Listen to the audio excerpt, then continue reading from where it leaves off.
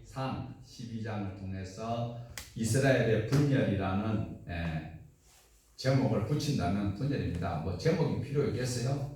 우리는 하나님의 말씀이 더 중요한데 오늘 12장을 통하여서 이스라엘이 분열되는 그 과정을 살펴보려고 합니다. 지난 시간까지 우리가 쭉 살펴보는 동안에 솔로몬이 이제 죽음을 맞이하는 그런 아쉬운 장면들을 우리 지난 시간까지 보았습니다.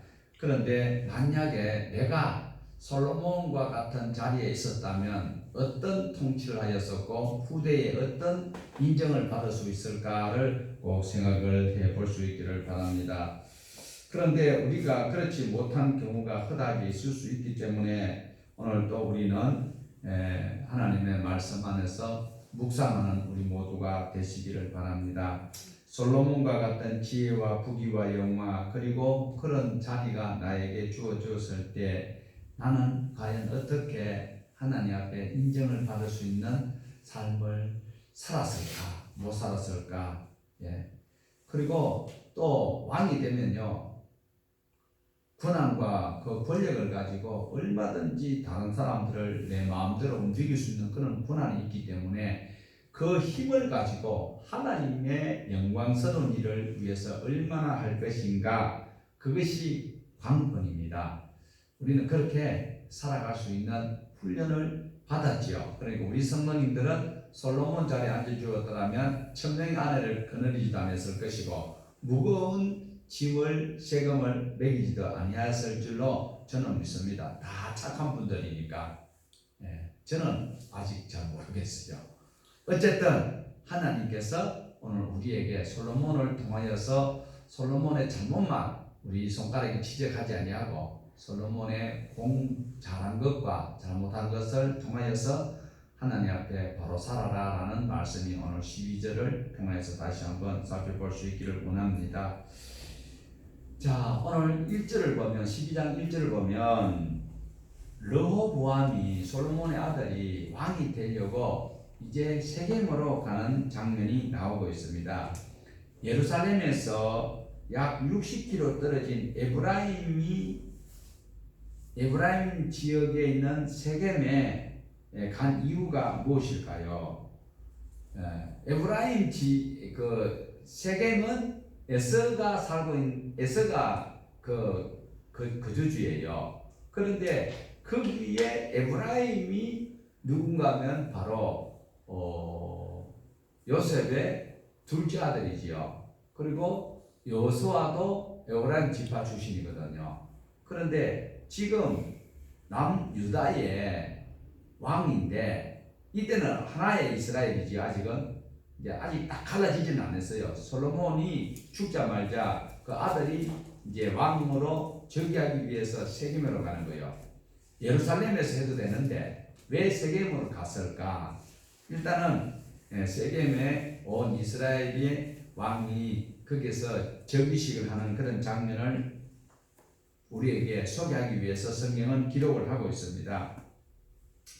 자, 에브라임 중심으로 10지파 대표로 있던 사람들이 르호보암이 왕이 되는 것을 절개하지 아니하는 그런 기색이 있어요.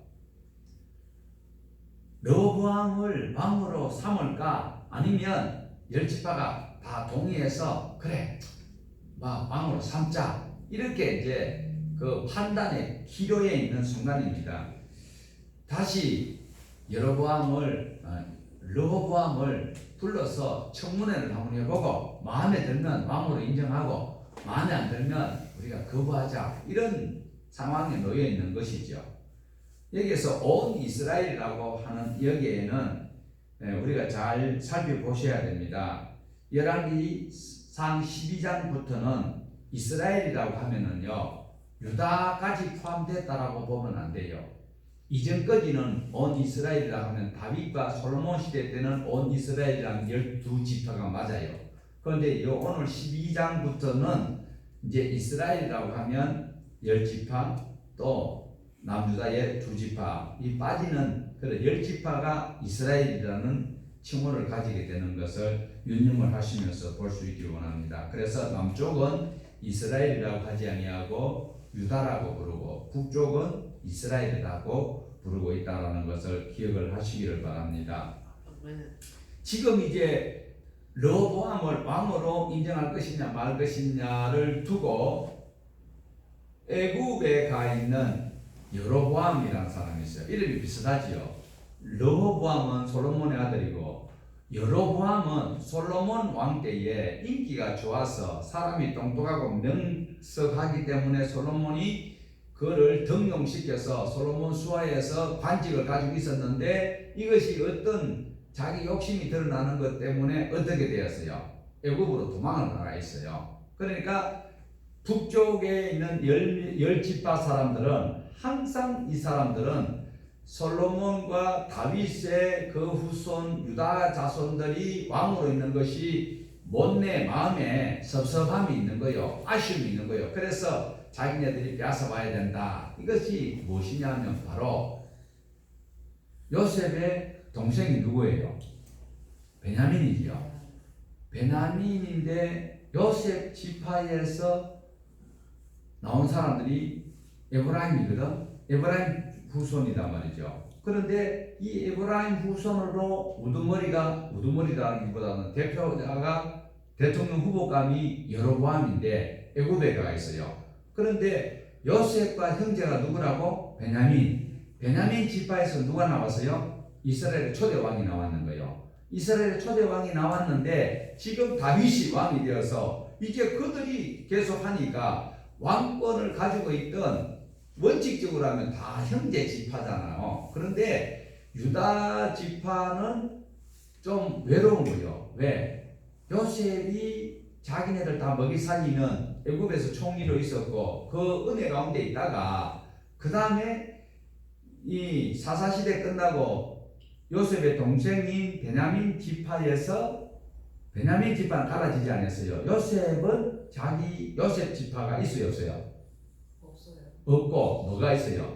므낫세 지파가 있고 에브라임 지파가 있어요. 그런데 야곱이 죽을 때 손을 잃어버렸어. 이러니까 에브라임이 장자가 되어버리는 거잖아요. 그래서 에브라임이 요셉 지파의 대표가 되어버리는 거죠. 그러니까 이제 항상 왕이 요셉의 동생인 베냐민 지파에서 초대 왕이 생겼는데 왕권이 유다에게 넘어가 버렸단 말이죠. 그러니까 이게 그 권력에 대한 이런 묵시적인 이런 욕심이 늘 있었던 찰나에 이제 솔로몬이 너무 백성들 힘들게 했고 어렵게 했으니까 이제는 그 아들에게 우리가 청문회를 하자. 이럴 때에 그래도 말을 잘하는 사람, 만약에 르호보암을 우리가 캔슬을 시켰을 때에 다음 왕을 할 수 있는 사람은 여로보암밖에 없다. 그 여로보암이 지금 애굽에 있으니까 애굽에 있는 여로보암을 불러가지고 열 지파와 이제 물어보는 거죠. 그래서 르호보암에게 물어보는 장면이 쭉 나오고 있는데 지금까지 이스라엘 백성들이 온 이스라엘 백성들이 유다 지파를 제외하고는 모든 지파 사람들이 세금을 과도하게 내고 자기 생활을 거의 하지 못하고 뭘 했다? 늘 건축 공사하는데 성경 공사하는데 왕궁 공사하는데 그게 끌려다니면서 무거운 노력을 하고 세금을 내고 어려웠으니까 이제 그 아들에게 청문회를 한번 해보자 이러면서 이제 그 하는 장면이 나오고 있습니다. 우리 4절 아까 읽어봤지만 다시 한번 더 읽어봅니다.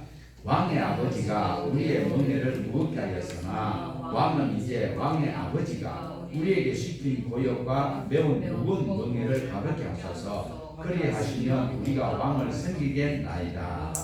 자, 당신의 아버지 왕은 누굽니까? 솔로몬이거든요. 솔로몬 때 힘든 것들을 구구절절히 성경에서는 기록을 안 하고 있지만 그 왕인 르호보암에게 이야기를 했다라는 거예요. 그러니까 무거운 세금을 좀 많이 폐지를 해달라. 그리고 노역을 좀 감해달라. 이렇게 이제 터집을 잡는 것 같지만 실제적으로 백성들이 어려웠던 것은 사실인데 이 조언을 르호보암이 어떻게 받아들이고 어떻게 해결하는가가 참 현명한 솔로몬의 지혜가 있어야 되는데 그것을 바로 그 자리에서 적답하지 아니하고 3일 뒤에 오라고 하는 이런 말을 합니다. 그러니까 3일 뒤에 나오라 하는 소리는 이 르호보암이 잘한 것 같습니다.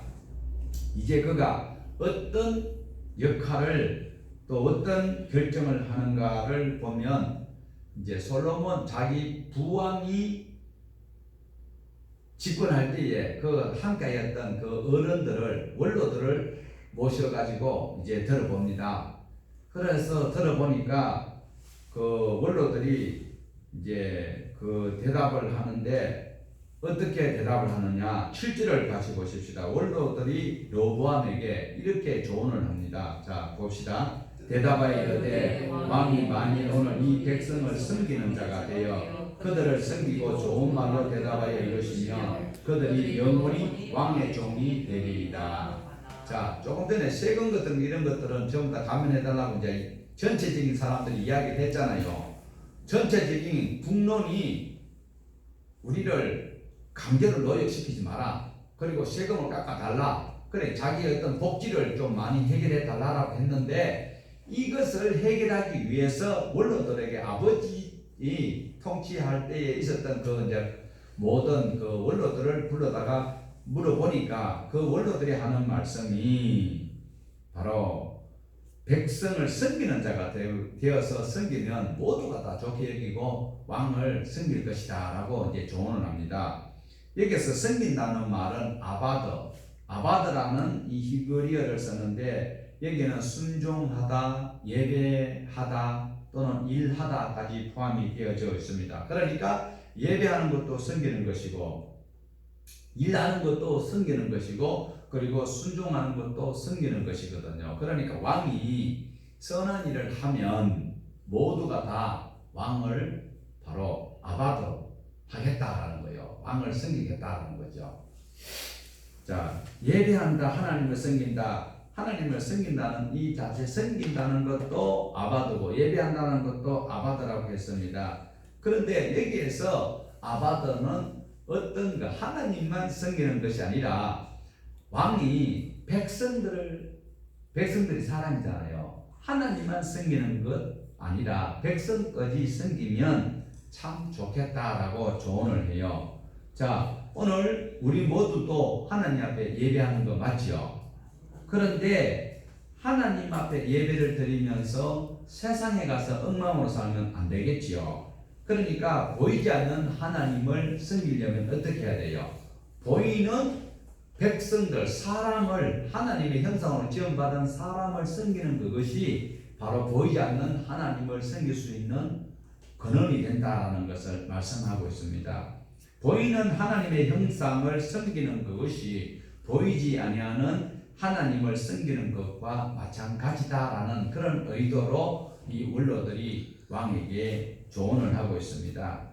죄인된 사람들과 함께 살아라는 그런 말이 아니라 하나님의 형상인 그 사람을 이해하고 섬기는 자로 살아갈 때에 이것이 진정한 예배가 됩니다. 교회 안에서 걸어가시고 진실무망하시고 온갖 미사의구를 쓰고 찬송은 멋들어지게 해놔놓고 세상에 나가서 하나님의 형상으로 된 사람을 무시하고 멸시하고 짓밟고 비난하고 그래 하는 것은 바른 예배자의 태도가 아니다. 믿습니까? 아멘 한 사람밖에 안 하네. 오늘 우리는요 수많은 사람을 섬기는 것보다도 우리는 무엇을 하는 것이 좋을까요? 많은 사람들은요 섬기기보다도 뭘 더 좋아해요? 섬김 받기를 원하고 있습니다. 그렇지만 하나님께서는 믿음의 사람들에게 뭘 요구합니까? 먼저 섬기라고 말씀을 하고 있지요. 그래서 마태복음 20장 20절에도 보면 세베대의 아들의 어머니가 예수님께 와서 청탁을 하지요. 아들이 둘 있는데 하나는 우편에 하나는 좌편에 앉게 해달라고 그렇게 부탁을 할 때에 예수님의 제자들이 무슨 자리냐, 무슨 소리냐, 그 우편을 내 자리로 나는 벌써부터 찜으려고 예수님을 따라다니는데 이 무슨 천병력 같은 소리냐라는 그런 투로 굉장히 괘씸한 투로 째려보고 있습니다. 이때 예수님께서는 화를 내는 제자들뿐만 아니라 세베대의 두 아들에게도 필요한 말씀을 이렇게 말씀합니다. 자, 한번 화면 보고 읽어보십니다. 너희 중에는 그렇지 않아야 하나니 너희 중에 누구든지 크고자 하는 자는 너희를 섬기는 자가 되고 너희 중에 어뜸이 되고자 하는 자는 너희의 종이 되어야 하리라. 마태복음 20장 26절에서 27절에 이렇게 예수님께서 말씀을 하시지요. 어떤 말씀? 크고자 하거나 어뜸이 되고자 하면 먼저 어떤 사람이 되어야 된다? 섬기는 자가 되어야 된다. 통치자들은 군림하고자 하는데 섬김을 얻으려고 하는데 그러나 너희는 그래서는 안 되고 오히려 섬기는 자가 되라고 말씀합니다. 그것뿐만 아니라 28절에서 예수님 뭐라고 말씀합니까? 같이 보십니다. 인자가 온 것은 섬김을 받으려 함이 아니라 도리어 섬기려 하고 자기 목숨을 많은 사람의 대속물로 주려 함이니라. 왕이신 성자 하나님도 무엇을 하러 오셨다? 섬기기 위해서 오셨다라고 말씀을 하고 있습니다.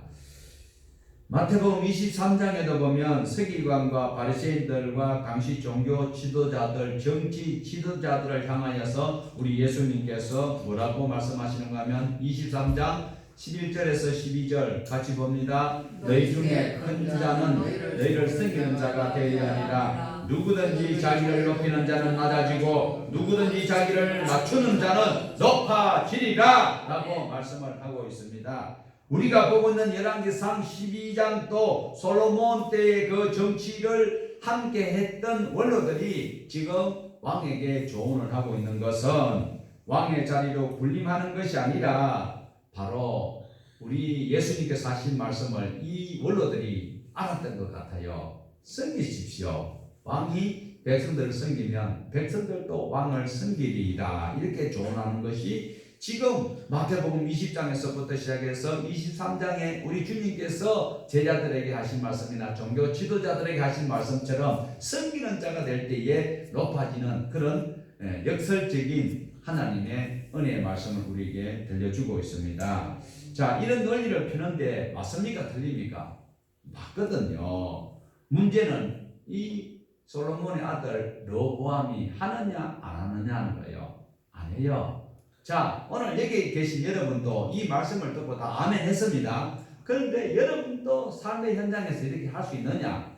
그거는 참 어렵죠. 지금은 충분히 아멘 했어요. 그런데 좀 이따가 내가 확인을 다 해볼 거예요. 사람을 붙여가지고. 어려워.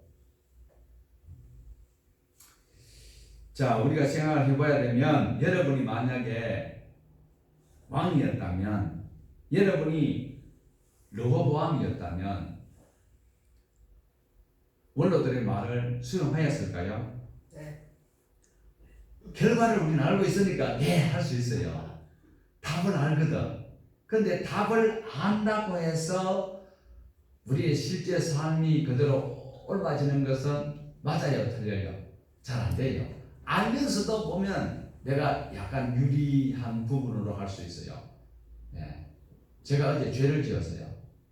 죄를 왜 지었냐면 6시에 예배를 드리기로 되어 있는데 휴게소를 가지고 같이 간 분들이 꾸무적 대다가 한 10분도 채 안 되는 시간이었는데 이때 이제 러시아 시간이 되니까 톨게이트 딱 내리니까 차가 꽉 막히는 거예요. 그래서 톨게이트를 내려가서 원래대로 가려면은 도저히 10분을 남겨놓고는 갈 시간이 없을 것 같아.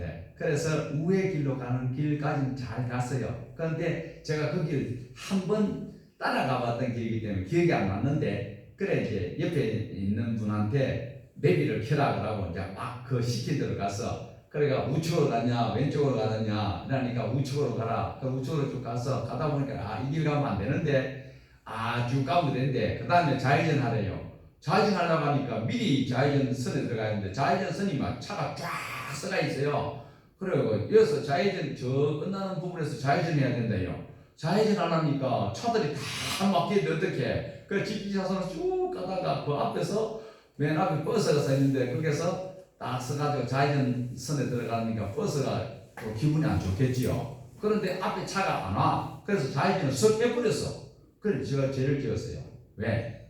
말씀은 분명히 그렇게 하면 안 된다는 답을 아는데도 내 유리한 대로 마음이 끌려가기 쉬운 것이 우리가 훈련이 안 돼서 그래요. 우리가 아니고 제가 훈련이 안 돼서 여러분 다 하는데 이 목사가 훈련이 안 돼가지고 그래서 더 있으면 버스가 빵빵 터질 것 같고 앞에는 차는 안 오고 어디다 이때다 싶어서 그냥 자기는 사 해버렸어요. 사진 찍기 봐야 그 차는 내 차가 아니고 다른 사람 차니까. 그래서 제가 훈련이 덜 된 모습 답은 좌회전하면 안 되는 걸 알면서도 해치더라라는 거예요.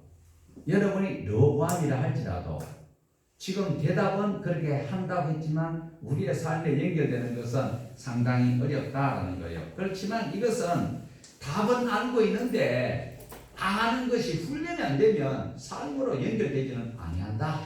네. 우리가 성경을 읽어보면 참 좋은 말씀입니다. 아멘 아멘 하는데 내가 그렇게 손해를 볼 수 있느냐는 거예요. 내가 먼저 손을 잡아줄 수 있느냐는 거예요. 말은 잘하지. 근데 잘 되나? 그것이 훈련이 돼야 돼요. 훈련이 어디서? 교회에서 훈련이 돼야 되고 가정에서 교육이 돼야 돼. 훈련이 돼야 돼. 그래야 삶의 현장에서 되는데 교회 안에서도 훈련이 안 되는 사람들이 있지요.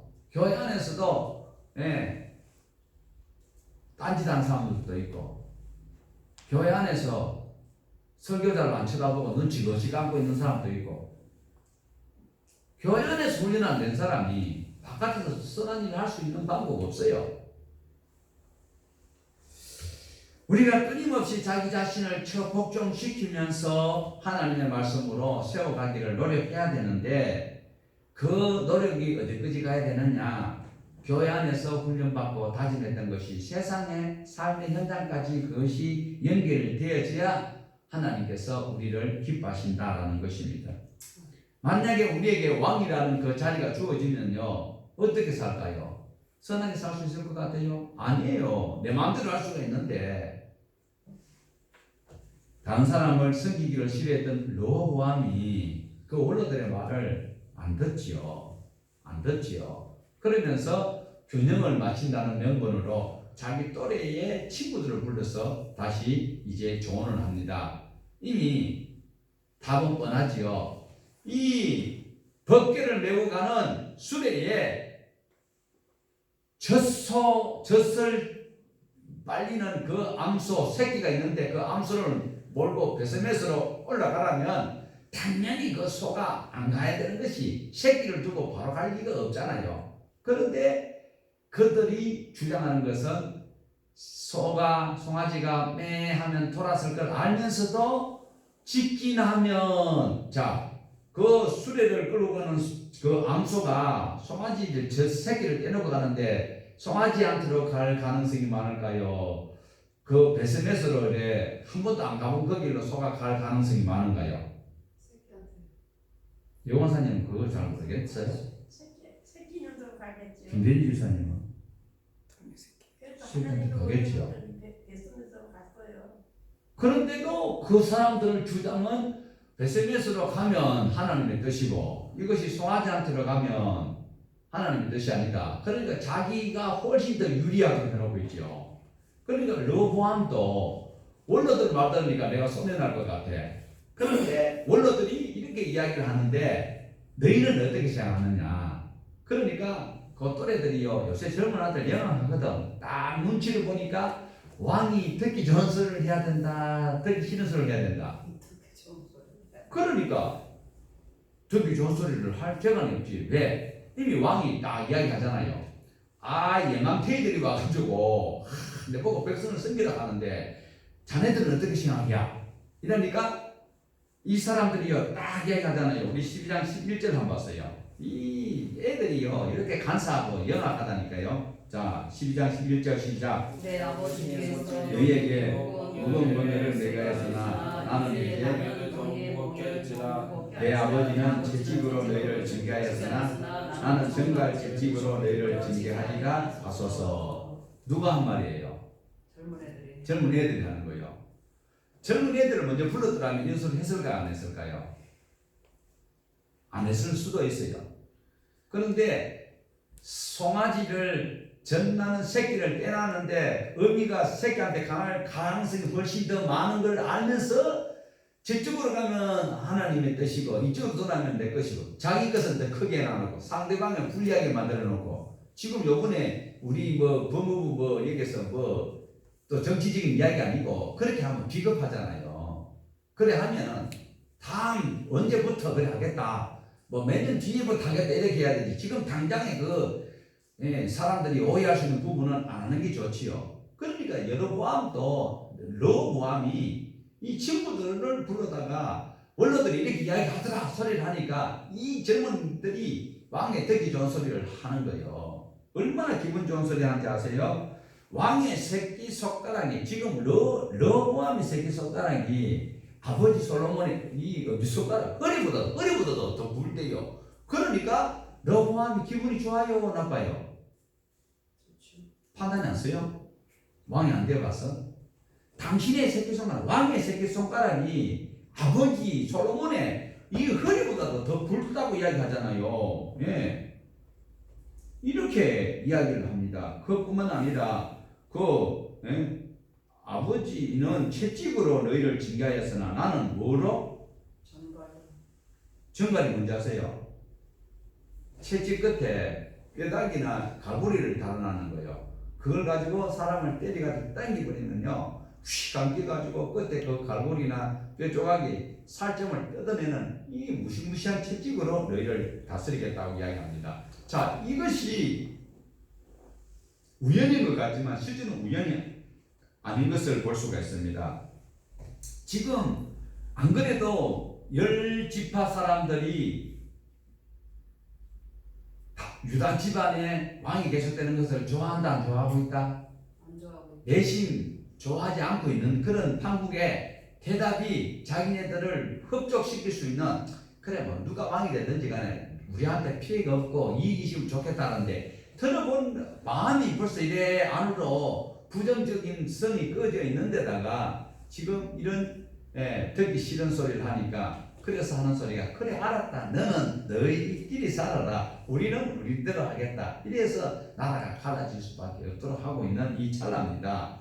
자, 이런 일을 지금 여로보암이 애굽에 도망갔다가 와 있는 이 사람 여로보암은 어떤 사람입니까? 이미 우리가 지난 시간에 보았듯이 아이야라는 선지자가 자기 옷을 찢어가지고 10조각을 주면서 솔로몬에게서 나라를 찢어서 너에게 10지파를 줄 테다라고 이미 예언되어져 있는 찰나에 르호보암이 이렇게 악한 정치를 펴겠다고 하니까 나라가 갈라질 수밖에 없죠. 그러니까 하나님은 이미 알고 있는 거죠. 자, 15절 보십시다.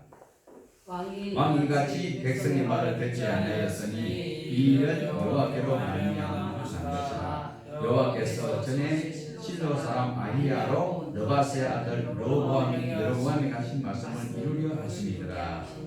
자, 하나님께서 여로보암을 듣지 못하도록 한 것이 아니고 똑같은 것 같은데도 틀립니다. 하나님께서 여로보암이 귀를 막도록 한 것이 아니고요.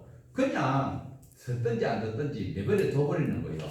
사람은 항상 자기 유리한 대로 하게 되어 있거든요. 그러니까 르호보암을 하나님께서 섭리하셔서 그 말을 경청하도록 하지 아니하시고 또 못 듣도록 하신 것도 아니고 그냥 버려두셨어요. 그러니까 르호보암이 그 원로들의 말을 듣지 아니하고 결국은 나라가 갈라지도록 되었다라는 것을 볼 수가 있습니다. 자, 우리 20절 이제 이렇게 할 때에 하나님께서 이미 그렇게 하시기로 작정하셨죠. 나라를 둘로 갈르기로 작정하셔서 아히야 선지자를 통하여서 여로보암에게 10지파 그리고 남유다의 르호보암에게 2지파를 주시는 것으로 이미 결정을 하고 있지요. 자, 이렇게 나라가 이제 갈라질 조짐을 보이니까 르호보암이 이제 그냥 아니고 16절에 18절에 보면요. 르호보암 왕이 역군의 감독 아도람을 보내더니 온 이스라엘이 그를 돌로 쳐 죽인지라. 여로보암이 급히 수레에 올라 예루살렘으로 도망하였더라. 자, 왜 분위기가 이상하니까 이것들은 안 되겠다 싶어서 이제 자기의 친정치를 펴기 위해서 여기에서 아도람이라는 사람을 감독자로 세워서 거기에 세웠는데 그 10지파 사람들이 이 사람을 죽여버렸죠. 그러니까 왕이 놀래가지고 예루살렘으로 도망을 갔습니다. 우리 20절 보십시다. 온 이스라엘이 여로보암이 돌아와서 낙감을 듣고 사람을 보내 그를 공회로 청하여 온 이스라엘의 왕으로 삼으니 유다 지파 외에는 다윗의 집을 따르는 자가 없습니다. 자, 이렇게 돼서 이스라엘이라는 말은 10지파라 그랬죠. 10지파가 다윗 왕조를 따르는 자가 없고 여로보암 중심으로 10지파가 북이스라엘이 되고 남쪽 유다와 베냐민 지파가 남게 됩니다. 자, 중요한 것 잘 들으십시오. 이거 성경 강좌 시간에도 제가 안 했던 것입니다. 자, 지금 10지파 보통 북이스라엘, 남유다는 몇 지파? 두 지파. 어떤 지파? 유다 지파와 베냐민 지파. 그런데 베냐민 지파가 여기 있는 것은 사실이에요. 그런데 이 베냐민 지파가 이게 둘로 갈라져요. 원래는 여호수아 시대 때에 그 땅을 베냐민 지파가 그 예루살렘 땅을 분배를 받았거든요. 그런데 예루살렘 땅을 베냐민 지파가 분배를 받았는데 거기에 여부스라는 강력한 부족이 살고 있는데 그것을 못 물리쳤어요. 그러고 있는 찰나에 세월이 흘러서 이제 다윗이 왕이 되면서 여부스족을 물리치고 거기에다가 다윗성, 예루살렘 성을 완전히 장악해가지고 있거든요. 그러니까 조금 예루살렘 근처는 남쪽이고 그 위쪽에 있는 베냐민 지파, 그 지역이 베냐민 지파예요. 그러니까 지금 대전 시청은 둔산동에 있잖아요. 근데 여기는 대전이 아니에요. 여기도 대전이잖아요. 그러니까 시청이 있는 쪽에는 둔산 쪽이고 여기는 동구잖아요. 그렇듯이 베냐민 지파 지역인데 그 지역에 예루살렘의 근처에 있는 베냐민 사람들은 지금 유다 쪽에 살고 있고요. 북쪽 그 맨 같은 그 바운더리 속에 북쪽에 있는 사람들은 10지파 쪽에 붙어 있는 거예요. 그러니까 두 지파가 완벽한 두 지파가 아니에요. 전세가 불리하면요, 베냐민 사람은 어디에 붙을 수 있어요? 10지파에 붙을 수 있어요. 그럼 남유다만 남게 되는 이런 불리한 조건 가운데 있는 것을 볼 수가 있다는 거예요. 왜 그런가 하니까요, 좀 베냐민 지파, 요셉 지파의 그 대표가 에브라임 지파라고 했잖아요. 그런데 그 양반들이 조금 비겁해요. 좀 야비해. 여호수아 시대 때에 에브라임 지파의 우두머리는 누구였어요?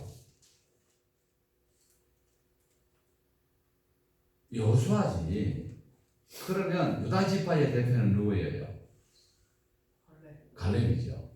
그런데 갈렙은 항상 양보를 하고 세우는 데 쓰임을 받았어요. 그런데 에브라임 지파들은요, 우리가 사사기에도 보면 그러잖아요. 뭐 기드온이 전쟁에서 이기고 왔는데 에브라임 지파가 와가지고 탁 난리지기고 절대로 앞에 안 서요. 비겁해요. 남 해놓고 나면 늘 평가하고 앉았어요. 늘 평가하는 사람들이 자기가 직접 하려고 하니까 잘 안 되지. 그러니까 지금 여기서 보면 여호수아 때부터 에브라임 지파들은요, 시샘이 많고 작은 일에도 간섭이 많고 민감하게 반응하는데 지금 남유다에 지금 이렇게 르호보암이 왕이 되고 이제 전체 왕이 된다고 하니까 안 그래도 불평 불만이 가득한 데다가 에브라임 지파의 초대 왕이 누구냐는 거예요. 북이스라엘 초대 왕이 여로보암이 바로 에브라임 지파예요. 그래서 지금 그들은 솔로몬을 버리고 지금 베냐민 지파 반 이상인지 반인지 그는 정확히 모르지만 이렇게 해서 이제 남유다는 두 지파, 어쨌든 지파별로는 두 지파고 북이스라엘은 10지파를 가지고 있는데 에브라임이 굉장히 질투가 심해요. 에브라임이 굉장히 못됐어요. 한마디로 그런데 하나님께서 회복시키시는 말씀이 있는데 그 말씀이 이사야서 11장에 있습니다. 같이 읽어봅니다. 에브라임의 지푸는 없어지고 유다를 괴롭게 하던 자들은 끊어지며 에브라임 유다를 지푸하지 아니하며 유다인은 에브라임을 괴롭히지 아니할 것이요. 이렇게 이사야서에 보면 유다와 에브라임 사이가 불편했다라는 것을 보여주시면서 회복될 것을 분면을 하고 있습니다. 이렇게 에브라임 중심으로 열 지파가 반란을 일으켜서 르호보암이 이제 북이스라엘과 이제 갈라져 있는 한국에 전쟁을 하려고 해요.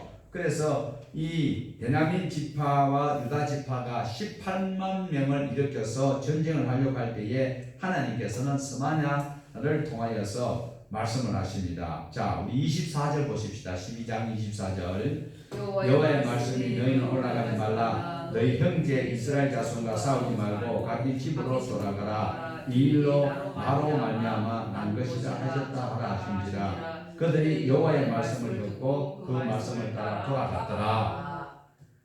자, 실제로 내가 왕인데 이스라엘 왕이 누구라고요? 르호보암 솔로몬의 아들이 왕인데 열 지파가 이제는 자기네들끼리 이제 또 왕을 세우겠다 하고 이제 너희끼리 자기 잘 살아라 결발하자 이러니까 화가 나서 어떻게 해요? 르호보암이 군사를 18만 명을 이끌고 전쟁을 하려고 하니까 아이야가 아니라 스마야가 하나님 말씀을 전달하지요. 이 일은 하나님께서 이렇게 했다라고 말씀하잖아요. 그때에 이 르호보암이 사실 전쟁할 마음이 있었을까요? 없었을까요? 열 지파하고 두 지파하고 싸우면 누가 이길 것 같아요? 그런데 왕이 가만히 있으면 무력하게 보이니까 전쟁이라도 하려고 하니까 내가 진짜 한번 봐주는 거야. 왜 하나님 하지 마라 하니까 하나님을 핑계대면서 안 하는 거예요. 속으로는 휴 정말 다행이다. 전쟁하러 가시면 18만 원 다 죽었을 것이고 나는 큰일 날 뻔했는데 이 마음이 있을 것이에요. 그런데 하나님께서 이렇게 말씀하시니까 내가 참는다. 다음에 두고 보자. 이런 인간적 모습도 여기서 볼 수가 있다라는 겁니다. 자, 이런 가운데 이제는 북이스라엘의 열 지파는요 나라를 세웁니다. 이때에 여로보암이 초대 북이스라엘 왕이 되거든요. 안타까운 것은 이 왕이 해서는 안 될 세 가지 일을 하고 만다라는 거예요. 첫 번째가 금송아지를 둘로 만들어요.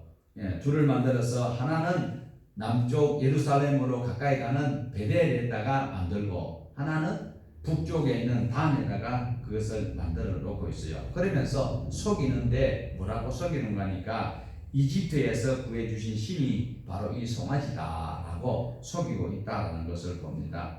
자, 그러니까 이 여로보암이 하나님께서 생배조각 열조각을 띄워주면서 하나님의 나라가 세워지기를 원하여서 선한 일을 하라고 했는데 이 여로보암이 제일 먼저 하나님께서 싫어하는 일을 하고 말았죠. 우리가 이 성경을 배우는 것은 먼저 들었던 것도 기억을 해야 돼요. 그걸 까먹어버리고 새로운 것만 자꾸 받아들이는 것은 중요한 것이 아니다라는 거예요. 그러니까 이스라엘 백성들 북이스라엘 열 지파도 송아지를 단과 베델에 세워놔놓고 그것이 너희를 인도한 신이다라고 하고 이제 앞으로 여기 제사를 지내라 하니까 백성들이 좋아했어요, 안 좋아했어요? 좋아했어요. 왜 좋아했어요? 그 당시에요, 이 송아지는요, 많은 자녀를 낳을 수 있다는 그런 상징성이 있어요. 그러니까 상징성이 있고 또 성경에는 없는데 여로보암이 이렇게 또 회유했을 수도 있어요. 여러분이 이렇게 이 송아지를 잘 섬기고 예루살렘에 가면 안 되는 이유가 뭐예요? 백성들이 예루살렘에 그 성전에 갔다가 거기서 제사 지내고 거기서 르호보암한테 회유당해서 나를 죽이면 어떡할까 싶어서 못 가게 하려고 단과 베델에 송아지를 만들었잖아요. 그러면서 여러분이 송아지를 잘 섬기면 이 송아지 뭐가 만들었다? 뭐가 만들었다? 흙으로? 그러니까 금송아지 같은 복이 너희들에게 임한다 안 임한다? 이렇게 이야기했을 가능성도 있어요. 그러니까 백성들이 무지한 거예요. 그러니까 목회자가 앞에서 시킨 대로 다 하면 다 하잖아요. 맞아요, 틀려요? 그러니까 바른 목회자를 만나야 돼요. 복주는 목회자를 만나야 돼요. 바른 목회자를 만나야죠. 알기는 잘 아시는데 사람이요 욕심이 지나치면 그것이 분별이 안 돼요. 항상 끌리게 되어져 있다니까요. 예, 심지어요 교회도 속이는 수가 있습니다. 교회가요 오늘날 교회들이 많이 속이고 있어요. 하느님 앞에 이런 금송아지를 섬기면 금송아지 같은 너한테 준다 이딴 소리하고 앉아 있다니까 그런 교회가 많아요. 그럼 우리 교회는 금덩어리가 없어요. 하나님 말씀밖에 없으니까 말씀 받아서 여러분 성이 차겠어요? 성 안 차는 모양이네. 뭐 말씀 가지고 부족해요? 아니요. 아니 이분은 굉장히 뭐 섭섭한 모양인데 하나님 말씀과 부족해요? 안 부족해요. 와, 이 양반들이 진짜 이상하네. 내가 이단입니까? 금송아지 않은 것은 뭐 섭섭한 일이 있는 거지? 아니에요. 예. 여러분, 여로보암이 금송아지 만들어 놨는데 그걸 섬기라고 할 때에 백성들이 어떻게 해야 돼요? 안 섬긴다고 해야지. 그런데 그래 해야 안 해요? 안 해요. 왜 안 해? 오그라니까. 금송아지 그 자기에게 준다고 하니까 그 금송아지 같은 복이 온다고 하니까 우리 교회에서는 그렇게 안 하니까 손님이 없잖아요. 손님이 없어도 좋지요. 단촐하게. 지금 한국 교회가요 하나님을 섬겨요, 금송아지를 섬겨요. 금송아지 섬기는 데가 많지. 그런데 그 사람들이 바로 바알 제사장과 같은 사람들이다라는 겁니다. 오늘 교회 목회자들이요 그렇게 하고 있어요. 지금 명성교회하고 사랑의 교회가 우리 한국 교회를 개판을 다 만들어 놓고 있는데 워낙 교회가 크다 보니까 그게 지원받는 사람들 그들에게 혜택 보는 자들은요 그분들 편들고 있어요. 그분들은 바로 금송아지를 섬기면 안 된다라고 이야기해야 되는 제사 그 밑에 제사장들이나 신하들이 해야 되는데 아무 소용 못하고 그 주는 혜택을 받아서 챙기려고 하는 그런 사람들이 대부분이에요. 지금 오늘 대부분 바알 제사장이냐 아니면 하나님의 말씀을 바로 지근하는 제사장이냐 이것이 중요하다라는 겁니다. 오늘 또 여러분 아세라나 바알에게 제사를 지내는지 하나님 앞에 예배를 드리는지 이 시간 여러분이 판단해야 돼요. 앉아서 잘못하다가 바알에게 복받으려고 앉아있는 것 될 수 있다는 거예요. 성경을 보아요. 잘 되고 잘 된다는 이야기는 사람들이 지금 듣기 싫어하잖아요. 원로가 로보암에게 백성을 섬기십시오. 그러면 온 백성이 왕을 섬깁니다 하는데 그 소리는 듣기 싫어. 왕이 채찍으로 했지만 정갈로 다스리겠다고 하십시오. 지금 로보암 왕이 새끼손가락이 부왕의 허리보다 더 굵습니다. 얼마나 듣기 좋아요.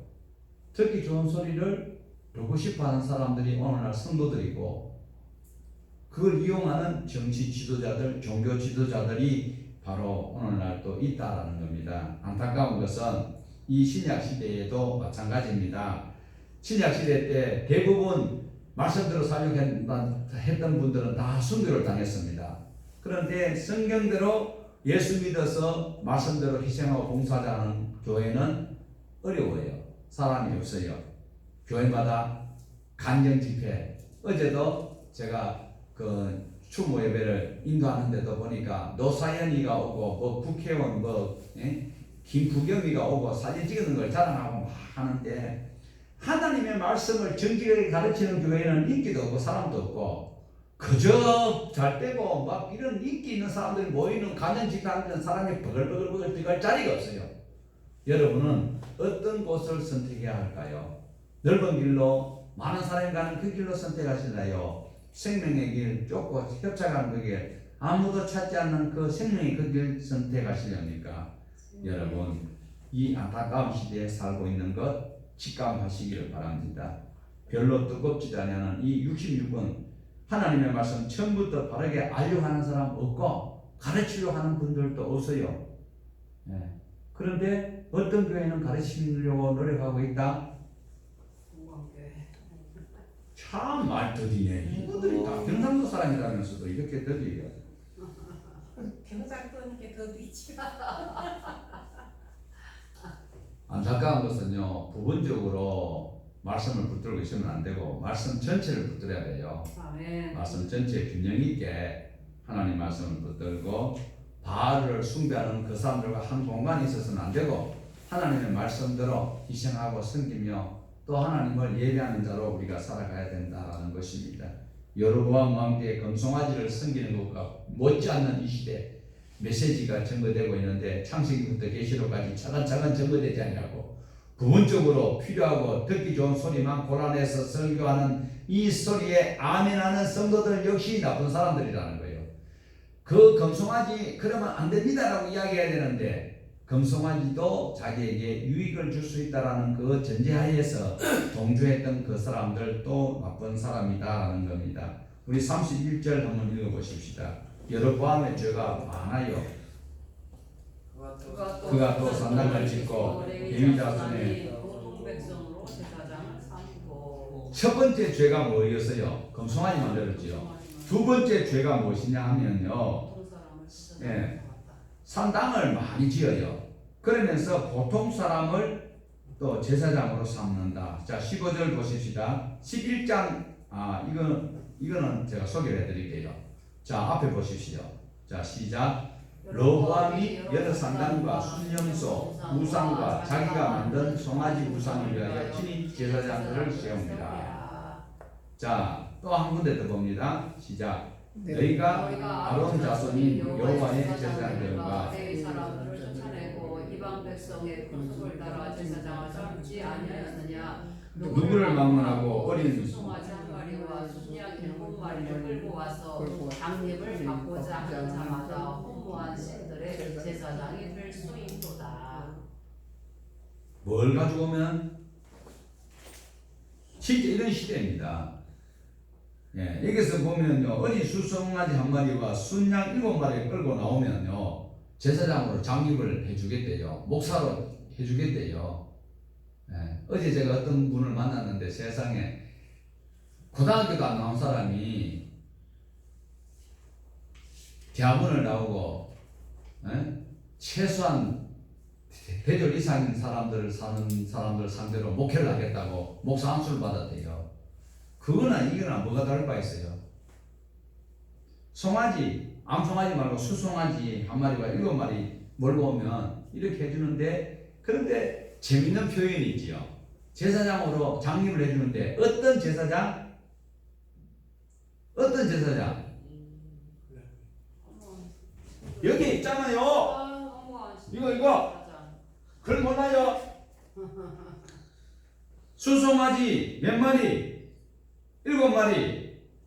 수송아지 한 마리, 순양 7마리 가져오면 어떤 제사장으로 세워준다? 허무한 신들의 제사장에 허무한 것은 좋은 거예요, 나쁜 거예요? 나쁜 거죠.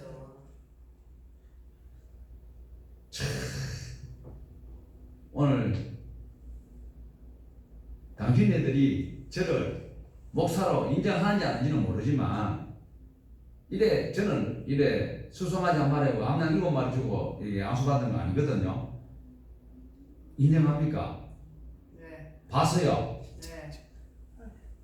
전부 다 뭔가 내가 뭐 순양 7마리 주고 뭐 이렇게 쌓는 거지. 허무한 제사장이 아니라는 거예요. 오늘날 많은 목회자들이 허무한 제사장 같은 짓을 하고 있는 것이 안타까워서 하는 거예요. 여러분도 제사장이 될 수 있습니다. 순양 한 마리하고 암양 7마리 몰고 가면 자고 나면 집사님이 거의 날 보면 목사가 돼가 있어요. 그런데 그들은 어떤 제사장? 허무한 제사장, 바알 제사장이 될 수 있다는 것입니다. 참 안타깝기 그지없습니다. 자, 이제 본문으로 다시 돌아가서 여로보암이 이제 세 번째 짓는 죄가 있어요. 자, 첫 번째 죄가 금송아지 만드는 거, 두 번째가 제사장을 아무나 세우는 거, 보통 사람 세우는 거. 세 번째 어떤 거냐? 33절 봅시다. 그가 자기 마음대로 정한 첫째 달 15째 달로 자기 이스라엘 자손을 위하여 절기를 정하고 베델에 쌓은 제단에 올라가서 분양하였더라. 예. 마음대로 절기를 정했다. 7월 15일 날 초막절을 지키라고 했는데 8월 15일 날로 바꿔버렸어요. 그리고 베델로 갔다. 베델에 가서 뭐합니까? 베델에 뭐가 있어요? 금송아지가 있잖아요. 거기에 뭉터리 허무한 제사장들과 자기 마음대로 거기서 제사를 하는데 하나님께서 복을 주실까요? 벌을 준비하실까요? 뭐를 준비하시겠지. 예, 이러면 안 되지요. 네. 자, 여로보암이 애굽에 도망갈 때에 애굽에 가 있다가 애국으로 갈 무렵에 하나님께서 아이야를 통하여서 뭐라고 했지요? 생배 조각을 찢어서 10조각을 주면서 10지파를 너에게 준다고 했잖아요. 10지파를 준다고 할 때에 그냥 너 잘 먹고 잘 살아라고 했어요. 자, 읽어봅니다.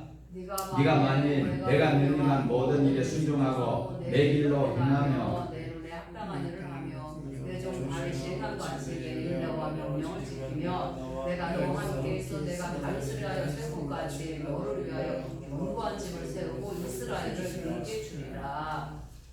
지금 여로보암이 북이스라엘의 이제 왕이 되었잖아요.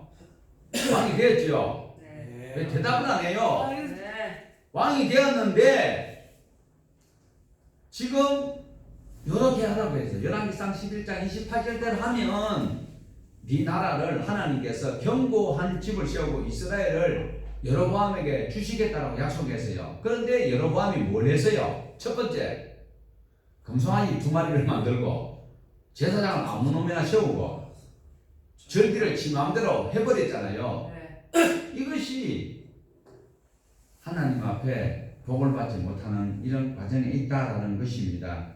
그러므로 오늘 우리는 하나님의 말씀이 들려졌을 때에 그 말씀을 따라 살아야 합니까? 그 말씀을 따라 살아야 합니다. 나한테 유리하도록 맞춰서 잘 개조를 해야 됩니까? 따라서 살아야 합니다. 따라서 사시겠습니까? 아멘. 따라서 사시겠습니까? 네. 개조를 안 하고 네. 나한테 유리하도록 안 하고 네. 바로 정직하게 살아야 됩니다. 아멘. 그런데 이 초대 왕 여로보암이 하나님께서 약속하신 열왕기상 11장 38절에 이 말씀을 따라 지켜 살면 이스라엘을 주시겠다고 했는데 이 말씀대로 살지 아니하였기 때문에 결국은 어떻게 되느냐 하면 북이스라엘은 초대 왕 로보암부터 시작해서 마지막 19째 왕 호시아 때 왕까지 전부 다 이 죄를 계속 범하여 짓다가 결국은 나라가 망해버렸습니다. 오늘도 우리는 이 말씀을 꼭 기억을 하시고 하나님의 마음에 드는 말씀을 붙들고 살아가는 우리 모두가 되기를 축복합니다. 아멘.